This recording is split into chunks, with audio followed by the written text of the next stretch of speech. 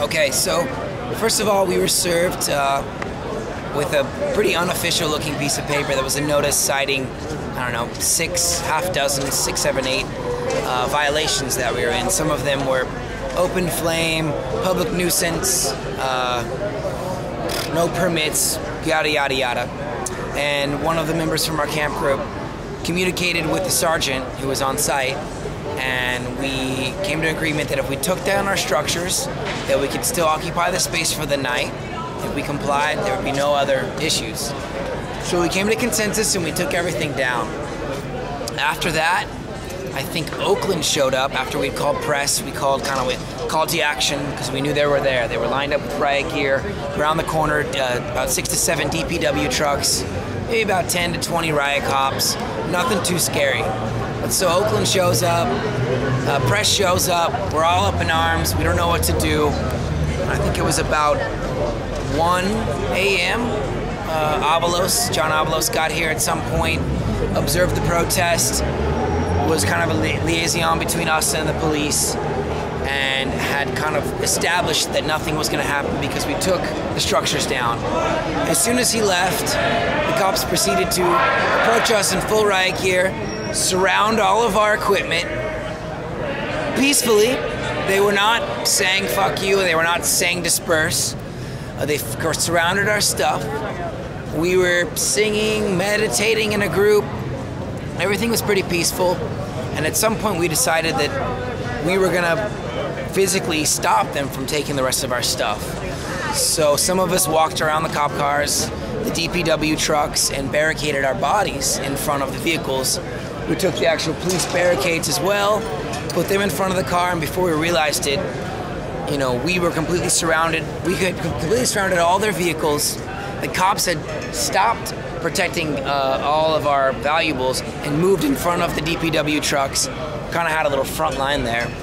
We noticed that the back of the back of the line of the DPW trucks was backing out to kind of hang a left here onto Jerome to head into Soma. And a few of us said they're gonna block the trucks. So I'd say maybe a group of 10 to 20 ran back there to try and block them, and that's when things got out of control. At that point, they were forcing us to get off the sidewalk. Everyone had cameras. The cops got very aggressive, shoving people, pushing people, and I saw 2 accounts of violence. The first was a woman who was trying to get to the sidewalk. Officer Pasqua, we have his badge number, forcefully, open-handed, like karate chop, this young, small, petite woman directly in the chest because I guess she was in his way. And she flew like a ragdoll onto the hood of a car. I think she was the Answer Coalition, I'm not sure. But from that moment, things elevated even farther. There was another guy on the other side of the street. I saw footage of it this morning. I didn't actually see, I saw it from, kind of a bird's eye, like the other side of the street where the action was over here and then the other action was over here. So I was probably 20 feet away from the actual, second portion of the police brutality that I saw. There was some commotion going on. I think there was some cursing. Once again, the cops were saying, back up, get on the sidewalk. Everybody was on the sidewalk. Some kid said, fuck you, and then the cops moved in. About 4 of them grabbed onto the one guy, which is purple, Mike, tackled him to the ground, and when he was subdued, repeatedly batoned him in the chest and the head until he was unconscious or at least subdued. And from that point on, I didn't see any other physical violence. I didn't hear it, but there was a report of the same officer, Pasqua, telling somebody he couldn't wait. Don't quote me on this, but he couldn't wait to bash someone in the face or something along those lines. And that's allegedly on film. Where I have his badge number. So those 3 incidences of verbal abuse and the 2 instances of physical abuse, I was here, heard it, saw it, felt it, experienced it.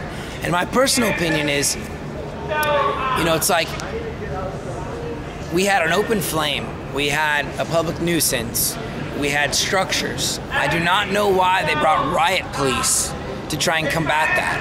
I think they could have just as easily had a couple other officers come out here and continue to comply and communicate with us, and everything would have been fine. But this presence of this, riot gear cop kind of scenario, it made it all elevate. And then once we surrounded their vehicles and they realized they couldn't do much other than kind of push us around, it just took it to the next level. And unfortunately, they made themselves look bad. And unfortunately, I think one of our guys looked a little bad for saying "fuck you" to the cops. And but that was my witness account. So.